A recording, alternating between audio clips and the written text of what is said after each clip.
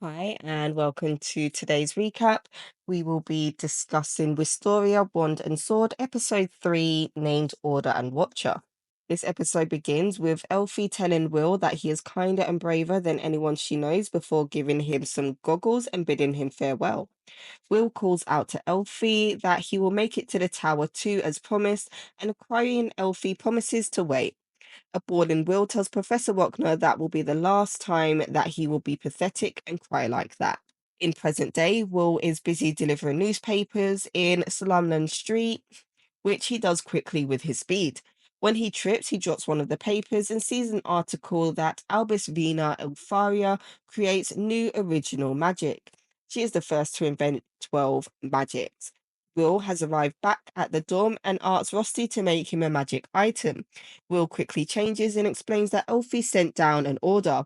Elfie is looking for Frostwalker ice cores, which could be found on the fourth floor. Rusty hands Will an improved version of a magic item. In the dungeon, there are loads of students gathered who are taking down ice walkers. Will spots Sion and is impressed, while Sion thinks it's not enough as he thinks back to Will's fight with the Sentinel. Will decides to go deeper into the dungeon, hoping to still find some Frostwalkers, and comes across a girl surrounded by monsters who Will quickly dispatches. The girl is surprised to see monsters defeated with a sword and not magic. She thanks Will for saving her and introduces herself as Iris Churchill. Wagner is given a class and is discussing creating a new magic is a profound achievement that guarantees unconditional advancement to the tower. One of the students asks about Elfie, and Professor Wagner tells them that she is the only person to create 12 magics. The student then goes on to tease Colette about Will and Elfie, causing a small disruption in the class. Iris is talking to Will and mentions how he is the student that everyone talks about in regards to him having no magic. Will asks if it bothers her that he has no magic, and she tells him how could she look down on the person who saved her. She has respect for people with their own gifts, and she also aspires to be part of the Magia Vanda. Will mentions about not knowing the real sky, and their world is surrounded by a great barrier that creates a false sky. The calamity will happen when the barrier falls and the world will be plunged into darkness. Iris tells Will that she met Elfie once and that at the time she was in a similar situation to how Will found her, and that she was surrounded by monsters that was killed by Elfie. Will and Iris have not come across any Frostwalkers, and Iris can't detect any with her search spell. Will is able to locate a powerful one that seems to be hidden in a cave.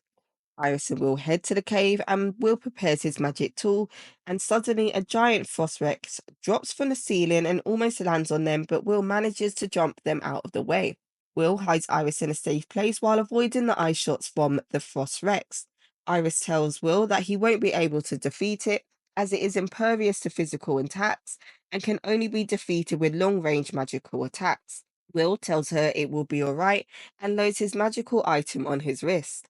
He runs towards the Frostwreck and avoids its attacks. In a panic, it fires off random shots which miss Will. Will takes his time to throw and hook part of the magical item on the Frostrex before running and roping the Rex in different parts of its body. He then sets the rope on fire from his wrist, which follows the rope until it gets to the bombs at the end of the rope, which causes them to explode and kill the Frost Rex. Will is impressed with Rusty's magic item. Iris's persona changes and she talks about Will and the rumors she has heard about him. She thinks about how she should report what she has seen. An unaware Will tells Iris they should head back now as they have what they need. At the wizard's tower, Iris is walking down the hallway. She undoes her hair and is talking about how Will compensates for having no magic and his battle experience. She calls him a talented warrior before opening the doors to what appears to be a throne room, and there are 5 seats, 4 of which are filled. Iris kneels before them and addresses the Magia Vanda, which includes Carrier Incendia Wiseman, Eleanor Joss Alf, Zio Thorzus Reinbelt, and Elfaria Albus Surfort. Carrier says they were having a meeting for the sake of it. Zio mentions the celestial host which is watching them right now and that they would overwhelm them as they are right now. Eleanor says they need more promising seedlings for the promised day. Zio asks if Iris found anyone useful and she tells them about Will. They are not in agreement regarding Will joining them. One by one, they head out before mentioning that they will need to make a decision after they see the results of the festival.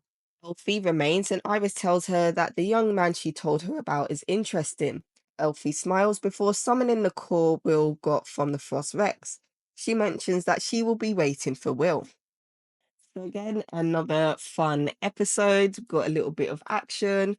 We see Will outside of classes, or I should say outside of the academy, where he has like a little job as a paper boy. And that's when he finds out that Elfaria is looking for these calls from the Frostwalkers, which has him in a rush to go into the dungeon because he wants to be useful to his childhood friend. And as he's gone there, he's seeing all of these students on the fourth floor, and a lot of them are already battling Frostwalkers. And there doesn't seem to be any Frostwalkers that's not being engaged with any students. So Will decides that, let's head on down deeper. And that's when he meets Iris, who at first seems like a sweet girl, like she's a fourth year student. She seems a bit ditzy considering she said that she's ended up in a similar situation where she did meet Elfie. And it makes you wonder how many times does she end up in a situation where she's surrounded by monsters? But even with that, she still accompanies Will and they are still looking for Frostwalkers. And that's when they come across the Frost Rex, which is supposed to be like the top form of, the walkers. It's like the highest one that they can evolve into. Will single-handedly takes it down with very little issue, which he seems to find with most of the monsters. Like, it's not like instantaneous, like, it's 1 minute and it's done. Like, he still has to, work out a strategy, which doesn't really take him long. Like in this case, he saw it and he already knew he's using that tool. He just needs to hook it up, wrap it up, blow it up. Simple, like a three-step program, but he gets it done. And Iris is impressed.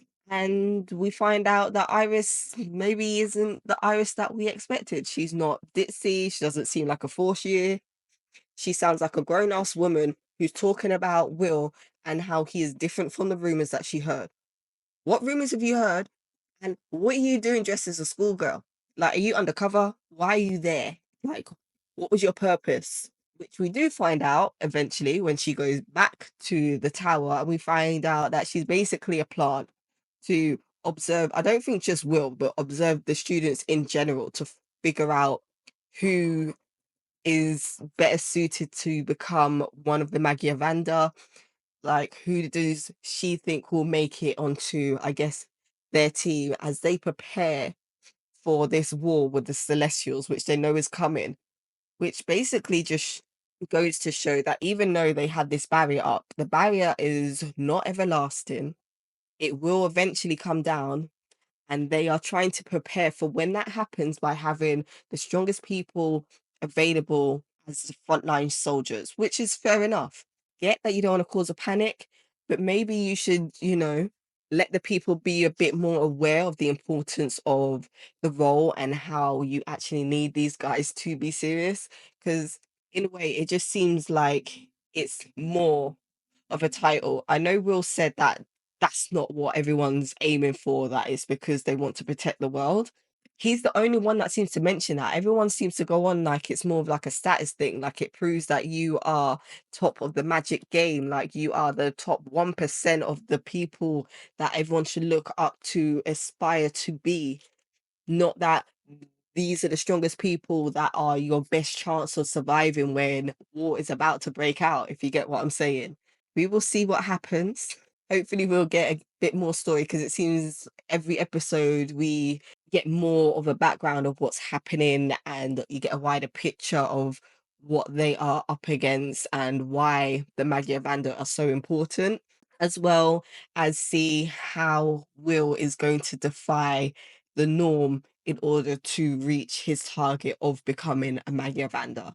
So hopefully it won't take too long. I'm excited to see where this goes, and I hope you guys are sticking with us for this journey. And don't forget to like, comment, and subscribe.